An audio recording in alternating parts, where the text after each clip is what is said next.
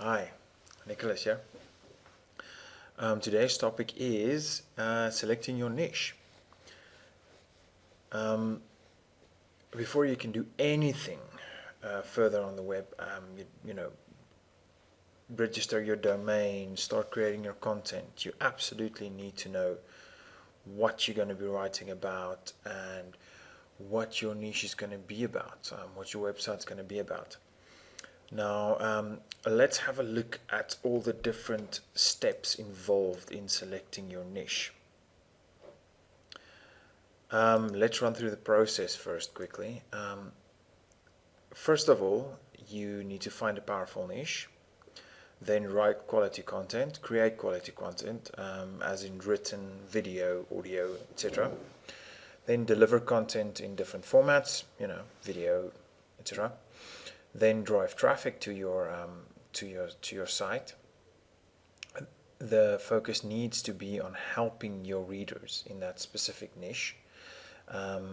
Build your brand, of course, and then launch products. Yes, we are all here to make some money. So I want you to keep all of this in mind while you are thinking about your niche and selecting your niche, because it's very important that um, that you that you keep these steps in mind. Like, for example, money.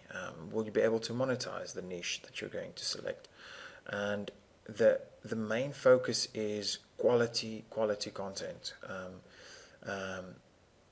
Otherwise, Google is just not going to rank you. And you need to keep your reader in mind. Who's going to read your website? And what kind of content are they going to be looking for? If you select a niche where you are knowledgeable in, you have a very good idea what kind of questions people ask already. So I would suggest stay within a focus area, a focus area that you know something about. But if you want to create your website based on a passion, something that you maybe not know a lot about now, but you're more than willing to learn and you're very excited about it, it's not going to feel like work to you, then go for that. I mean, absolutely, because you're going to love doing the research and doing the reading. So let's move on to the next one. Don't write random topics, random posts, like random articles. Like one day write about sport and the next day write about weather. That's where it's so important that you specifically select your niche. You need to be very, very specific. Otherwise, this randomness factor is gonna come into play. You need to be passionate about the topic.